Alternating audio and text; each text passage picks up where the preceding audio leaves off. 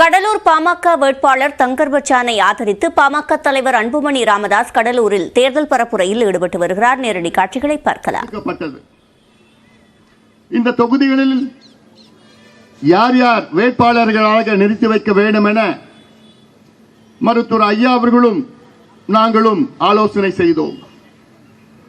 அப்பொழுது ஒவ்வொரு தொகுதியாக ஆலோசனையின் பொழுது கடலூர் தொகுதியில் யார் போட்டியிடலாம் என்றெல்லாம் ஆலோசனை நடைபெற்றது. நம்முடைய விருதை வள்ளல் அவர்களை மீண்டும் போட்டியிடலாம் என்ற ஆலோசனைகள். நம்முடைய மாவட்ட செயலாளர்கள் எல்லாம் இருக்கின்றார்கள், முன்னாள் செயலாளர்கள் எல்லாம் இருக்கின்றார்கள்.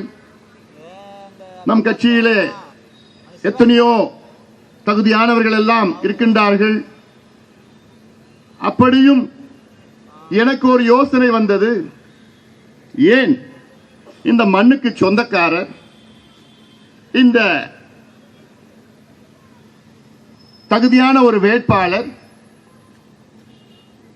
இந்த மண்ணின் பிரச்சனைகளை பற்றி, மக்களின் பிரச்சனைகள் பற்றி நன்கு அறிந்தவர், அவரை ஏன் நிறுத்தி வைக்க கூடாது என்று எனக்கு ஒரு யோசனை வந்தது. ஐயாவிடம் கேட்டேன், நல்ல யோசனைப்பா அப்படின்னு ஐயா சொன்னாரு. உடனடியாக அவருக்கு அலைபேசியிலே கைபேசியிலே தொடர்பு கொண்டேன். அவர் லண்டனில் இருந்தார். அவர் நான் ஒரே ஒரு கேட்டேன், ஏங்க உலகாலமா உங்க எழுத்து மூலமாக, உங்க திரைப்படம் மூலமாக, எத்தனையோ காணொளி மூலமாக, வலைத்தளங்களில் நீங்கள் உங்களுடைய பதிவுகள் எல்லாம் போடுறீங்க, தைரியமாக நீங்க கருத்துக்கள் சொல்கிறீர்களே, நேரடியாக களத்திலே இறங்கி மக்களை சந்தித்து மக்களின் பிரச்சனைகளுக்கு தீர்வு காண பாட்டாளி கட்சியின் வேட்பாளராக நீங்கள் நிற்கிறீர்களா என்ற கேள்வி கேட்டேன். நான் கேட்டது நியாயம் தானே, சரியான கேள்வி தானே அது. அவர் ஒரு சில நொடிகளில் சிந்தித்து, நீங்க என்ன சொன்னாலும் நல்லதுக்கு தான் நீங்க சொல்லுவீங்க,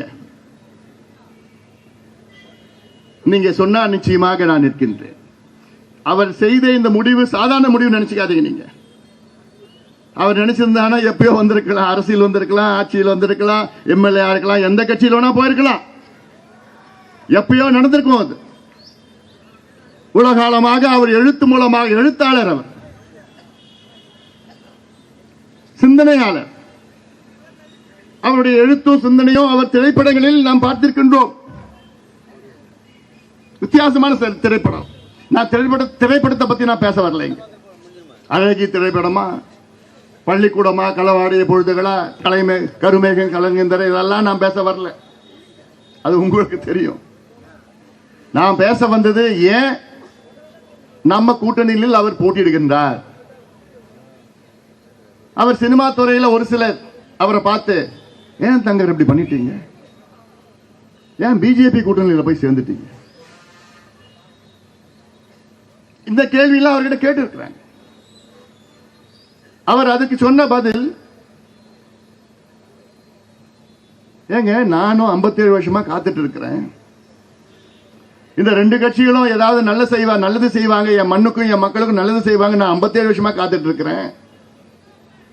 நானும் எவ்வளவு போராடி பார்த்துட்டேன்.